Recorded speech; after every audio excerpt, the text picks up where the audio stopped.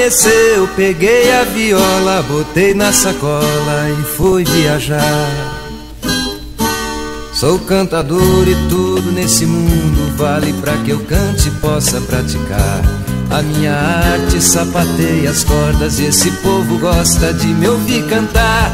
Amanheceu, peguei a viola, botei na sacola e fui viajar.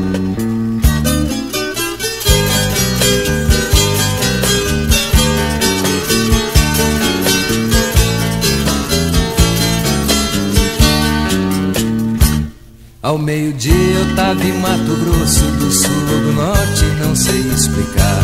Só sei dizer que foi de tardezinha, eu já tava cantando em Belém do Pará. Amanheceu, peguei a viola, botei na sacola e fui viajar.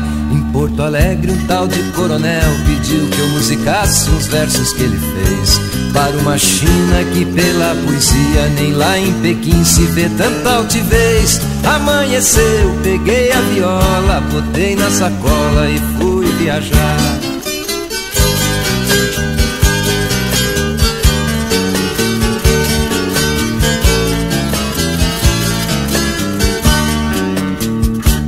Parei em Minas pra trocar as cordas e segui direto para o Ceará. E no caminho fui pensando, é linda essa grande aventura de poder cantar.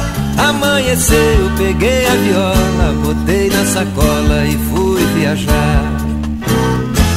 Amanheceu, peguei a viola, botei na sacola e fui viajar. Chegou a noite e me pegou cantando num bailão lá no norte do Paraná. Daí pra frente ninguém mais se espante, o resto da jornada eu não posso contar. Anoiteceu e eu voltei pra casa, que o dia foi longo e o sol quer descansar. Amanheceu, peguei a viola, botei na sacola e fui viajar.